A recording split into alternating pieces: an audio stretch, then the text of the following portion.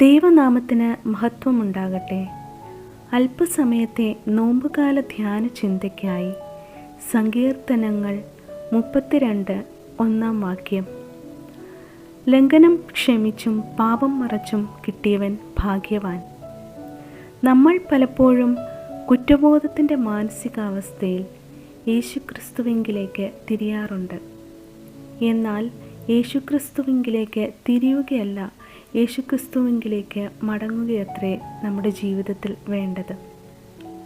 പാപബോധത്തിൻ്റെ അവസ്ഥയിൽ നിന്ന് യേശുക്രിസ്തുവിങ്കിലേക്കുള്ള പൂർണ്ണമായ മാനസാന്തരം സ്വയം ശോധനയാലും പ്രാർത്ഥനയാലും നമുക്ക് സാധ്യമാകണം.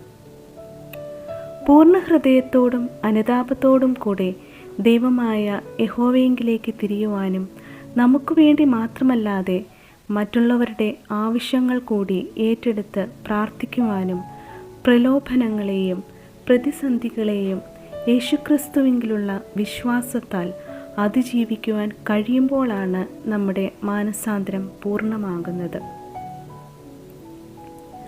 അതുമൂലം നോയമ്പ് അർത്ഥവത്താകുകയും ചെയ്യുന്നു. കൃപയും കരുണയും ഉള്ള ദൈവത്തിങ്കിലേക്ക് മാനസാന്തരത്തോടെ മടങ്ങാൻ നമുക്കോരോരുത്തർക്കും സാധിക്കട്ടെ. അതുമൂലം ലംഘനം ക്ഷമിച്ചും പാപം മറച്ചും കിട്ടുന്ന മനുഷ്യൻ്റെ ഭാഗ്യകരമായ അനുഭവത്തിൽ നമ്മളും ആയിരിക്കാൻ ഈ നോമ്പുകാലം നമ്മളെ സഹായിക്കട്ടെ. ആമേൻ.